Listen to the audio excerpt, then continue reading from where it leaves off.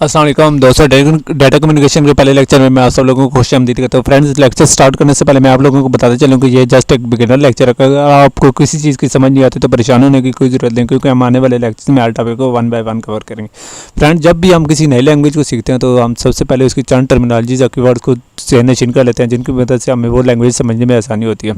तो friends, data communication की चंद terminologies को हम समझ लेते हैं। तो सबसे पहले आता है डाटा। डाटा क्या होता है? डाटा खाम अदद-ओ-शुमार या raw and facts and figures को डाटा कहा जाता है। तो रास या खाम अदद-ओ-शुमार से मुराद वो अदद-ओ-शुमार या फैक्ट्स एंड फिगर्स हैं जिनको कभी पहले प्रोसेस ना किया गया हो। Data text, sound, pictures, videos और बाकी मल्टीमीडिया की अक़साम पर मुश्तमिल हो सकता है।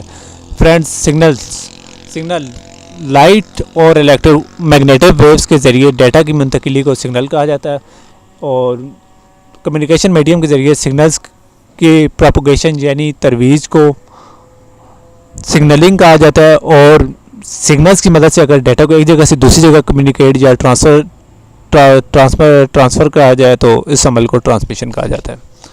तो फ्रेंड्स, इस हिसाब से डाटा कम्युनिकेशन से मुराद इलेक्ट्रिक सोर्सेज यानी बरकी ज़राए से एक जगह से दूसरी जगह डाटा मुंतकिली के अमल को डाटा कम्युनिकेशन कहा जाता है। फ्रेंड्स, यहाँ मैं बताता चलूँ कि डाटा ट्रांसफ़र ही इलेक्ट्रिकल सोर्सेज की मदद से हो सकता है। यानी आज तक तो जब जो भी डाटा ट्रांसफ़र होता है इलेक्ट्रिकल डिवाइसेज या इलेक्ट्रिकल सोर्सेज की मदद से होता है, यानी इसके बगैर पॉसिबल नहीं है।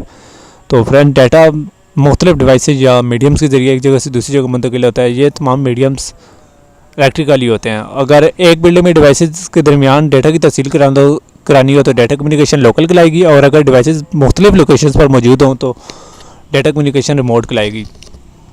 तो फ्रेंड्स, आज के लिए इतना ही काफ़ी है। अगर आप लोगों को किसी चीज़ की समझ नहीं आए तो आप कमेंट सेक्शन का भरपूर इस्तेमाल कर सकते हैं। शुक्रिया।